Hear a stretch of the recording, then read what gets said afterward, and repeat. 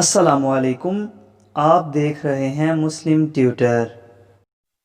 Topic number 20، کائنات نبی پاک کے لیے بنائی گئی ہے۔ اس ٹاپک میں ہم یہ جانیں گے کہ اللہ تعالیٰ نے یہ کائنات کس لیے بنائی ہے۔ کیا یہ کائنات نبی پاک کے لیے بنائی گئی ہے یا اس کو بنانے کا مقصد کچھ اور ہے؟ ہم اس سوال کا جواب بھی جانیں گے کہ اللہ تعالیٰ نے انسانوں کو کیوں پیدا کیا ہے، کیوں انسان کو اس کی مرضی کے بغیر دنیا میں بھیجا گیا ہے اور اس کے بدلے میں اس کو کیا ملے گا۔ اس سوال کا جواب سب سے پہلے سنیں گے انجینئر محمد علی مرزا صاحب سے، اور پھر ہم سنیں گے جاوید احمد غامدی صاحب کو۔ کیا کائنات نبی علیہ السلام کے لیے بنائی گئی؟ سر، دنیا کا سب سے بڑا یونیورسل ٹروتھ اگر کوئی ہے نا، وہ یہ ہے کہ کائنات اللہ نے کیوں بنائی ہے۔ دنیا میں سب سے بڑا ٹروتھ، اللہ کی ہستی کے بعد کوئی ہو سکتا ہے تو وہ کیا ہو سکتا ہے کہ اللہ نے کیوں دنیا کو اور کائنات کو پیدا کیا، یہی ہے نا۔ تو پورا قرآن اس سے خالی ہے؟ خالی نہیں ہے، قرآن میں جگہ جگہ آیا ہے۔ 12واں پارہ سٹارٹ اس سے ہوتا ہے کہ ہم نے زمین و آسمان کو 6 دن کے اندر پیدا کیا ہے، اس لیے کہ ہم جانچیں کہ تم میں سے کون نیک عمل کرتا ہے۔ سورہ ملک میں بھی آیا لیبلوکم ایکم احسن عملا۔ قرآن تو بار بار کہہ رہا ہے کہ اس کائنات کی تخلیق کا مقصد یہ ہے کہ جن و انس کو آزمایا جائے۔ وما خلقت الجن والانس الا لیعبدون۔ یہ کہتے ہیں نہیں کائنات پیدا ہوئی ہے نبی علیہ السلام کے لیے، تو سر قرآن میں تو کہیں نہیں لکھا ہوا۔ وہ کہتے ہیں نہیں حاکم میں ایک روایت موجود ہے۔ اچھا، وہ حاکم کے اندر روایت موجود ہے تو قرآن میں تو کوئی نہیں ہے، اور اس کو ریلیٹ کیا وہ پوری حدیث ہے کہ جی حضرت آدم علیہ السلام کی توبہ جو ہے نبی علیہ السلام کے وسیلے سے قبول ہوئی، اور وہ کہتے ہیں جی وہ واسطہ دیتے رہے۔ پھر اللہ تعالیٰ نے پوچھا ہے آدم تمہیں کیسے پتا کہ محمد بھی کوئی شخصیت ہے؟ تو انہوں نے کہا کہ وہ میں نے جو ہے وہ تیرے نام کے ساتھ نبی علیہ السلام کا نام دیکھا تھا تو میں نے اسی سے جج کر لیا۔ تو پھر نبی علیہ السلام کے حوالے سے اللہ تعالیٰ نے آدم علیہ السلام کو کہا کہ یہ تو وہ ہستی ہیں کہ اگر میں ان کو نہ پیدا کرتا تو میں کائنات پیدا نہ کرتا۔ سر اتنا بڑا ٹروتھ قرآن تو کوئی نہیں بتا رہا۔ پھر قصہ آدم اور ابلیس اور حضرت آدم کی توبہ کا واقعہ قرآن پاک میں 7 دفعہ آیا ہے، 7 دفعہ ہی سکپ ہو گیا۔ الٹا دعا بھی آئی ہے سورۃ الاعراف کے اندر، ربنا ظلمنا انفسنا وان لم تغفر لنا وترحمنا لنکونن من الخاسرین۔ اس کے ساتھ ہی آ جاتا کہ انہوں نے پھر واسطہ بھی پیش کیا تھا، وہ حاکم کے اندر روایت ہے۔ اسی لیے شاہ ولی اللہ دہلوی نے حجت اللہ البالغہ میں لکھا ہے کہ حاکم نے دعویٰ تو کیا ہے کہ بخاری مسلم کی شرط پہ حدیثیں لے کے آ رہا ہے، لیکن جب آپ چیک کرتے ہیں تو 50% سے زیادہ روایتیں جعلی ہیں۔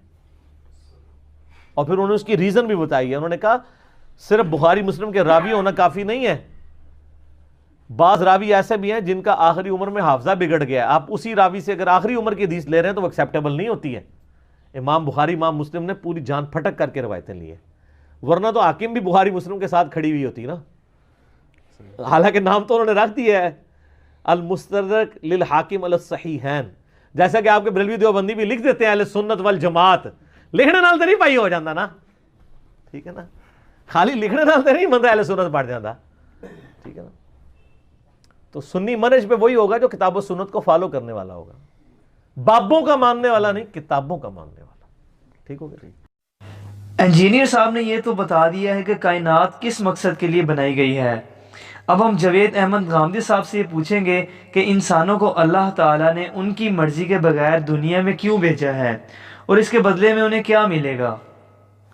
قرآن مجید نے جب سورہ ذاریات میں یہ کہا کہ وما خلقت الجن والانس الا لیعبدون، تو اس کا صحیح ترجمہ یہ ہوگا کہ میں نے جنوں اور انسانوں کو اس لیے پیدا کیا ہے کہ وہ میرے بندے بن کر رہیں، یعنی میں ان کا خالق ہوں تو انہیں میرے بندے بن کر رہنا چاہیے، میرے اور ان کے درمیان عبد اور معبود کا تعلق ہونا چاہیے۔ ان کو یہ سمجھنا چاہیے کہ وہ آسمان سے کہیں براہ راست نہیں ٹپک پڑے، میں ان کا خالق ہوں، اور بندے بن کر رہنے کا مطلب یہ ہے کہ وہ ان حدود کے اندر زندگی بسر کریں جو اللہ نے ان کے لیے مقرر کر دی ہے۔ لیکن غامدی صاحب وہ یہ بھی پوچھنا چاہتے ہیں نا آپ سے کہ اس سے آگے کیا حاصل کرنا ہے؟ خدا کو اس کی ضرورت نہیں ہے، وہ بے نیاز ہے، تو اس ٹیسٹ میں مجھے کیوں ڈالا گیا؟